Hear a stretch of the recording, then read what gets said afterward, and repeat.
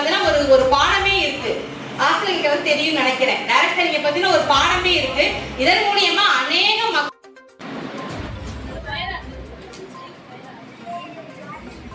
India வந்து இன்னைக்கு வளரும் நாடுகள் பட்டியல தான் இருக்கு.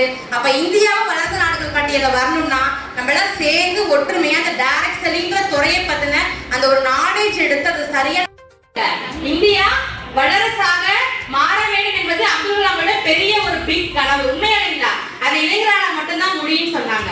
ஆனா இந்த இளைஞர்கள் எப்படி இருக்கிறாங்க? படிச்ச படிப்புக்கு வேலை இல்லாதனால இன்னைக்கு அநேகர் தவறு கொஸ்டின் மார்க்கா இருக்கு.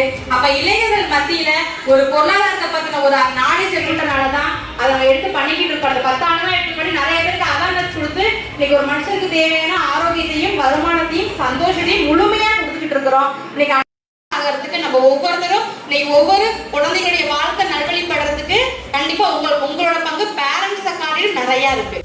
சொல்றேன், வாய்ப்பு கொடுத்த லாரன்ஸ் சாருக்கும் வாய்மொழி கேட்டவங்க அனைவருக்கும் மனமார்ந்த